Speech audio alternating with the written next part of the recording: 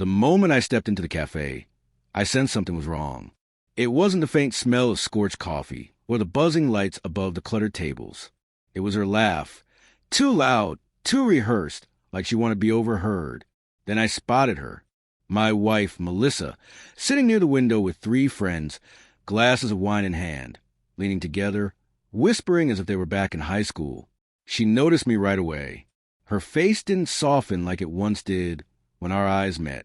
Instead, she smirked and, in a voice that carried across the cafe, announced, "I was just telling them I'm done with this marriage." I froze, chest tight, as her friends let out sharp, brittle laughter that felt more like cruelty than amusement. Melissa's eyes stayed locked on mine, daring me to react, to beg in front of her audience. But I didn't.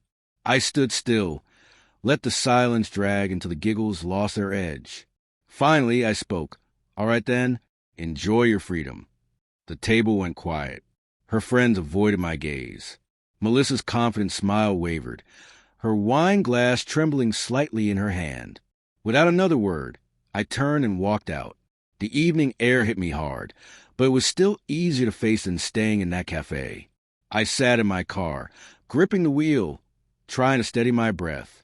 8 years of marriage, reduced to a performance stage for her friends. Who does that? I didn't go home right away. Instead, I parked near the river and sat in the dark. My mind raced, replaying all the little things I brushed off. Her late nights at work, her phone glued to her hand, her constant criticism. They all made sense now. She hadn't just grown distant. She had crossed a line. When I finally walked into the house, it felt different. Not warm, not familiar, just empty. Her shoes weren't at the door. Her coat was missing. She hadn't come home. I sat at the kitchen table, staring at the clock until midnight blurred past. She stumbled in around 3, smelling of wine and a stranger's cologne. She barely glanced at me. "You're still up?" she muttered, tossing her bag on the counter. "Melissa?" I said quietly. "Who is he?" Her eyes flickered for just a moment before she scoffed. "Don't start with your paranoia." But I wasn't paranoid. Weeks earlier, I'd seen a message on her phone. "Can't wait to see you again. Last night was perfect." She'd snatched it away, swearing it was a joke from a coworker. I had wanted to believe her, but tonight erased all doubt. "You humiliated me in front of your friends." I said evenly, "You wanted a show? Fine. Let's stop pretending." Her jaw tightened. She didn't deny it this time. "You make everything so suffocating, Daniel." I just wanted to feel alive again. I swallowed hard. "So you found someone else." Her silence answered for her. The next week passed in icy fragments. Arguments, slammed doors, 2 strangers passing in the same house. I moved into the guest room, but I couldn't stay in limbo. I hired a lawyer. I froze our joint account. Quietly, I copied every document, mortgage, taxes, bank statements. If she wanted out, I would give it to her, but not on her terms. 2 nights later, the truth arrived in full. While she showered, her phone buzzed on the counter. I didn't hesitate this time.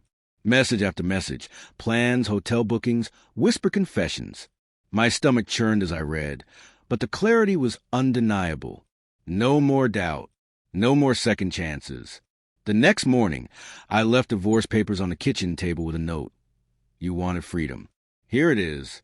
When she came downstairs and saw them, her face went pale. "You're serious?" she whispered. "Completely." She reached for me, voice breaking. "Daniel, wait, we don't have to." "Don't." I cut her off. "You don't get to betray me, humiliate me, then beg when it's convenient. You ended this in that cafe. This is the only dignity I have left."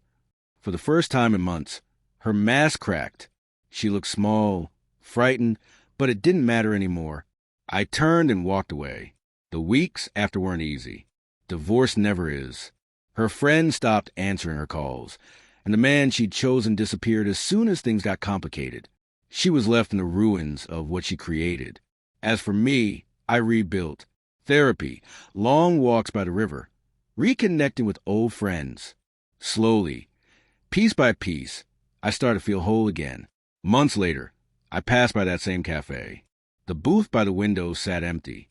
No laughter, no audience, no stage cruelty. Just quiet. For the first time since that night, I let myself breathe. She wanted freedom. And so did I. The difference was I actually found mine.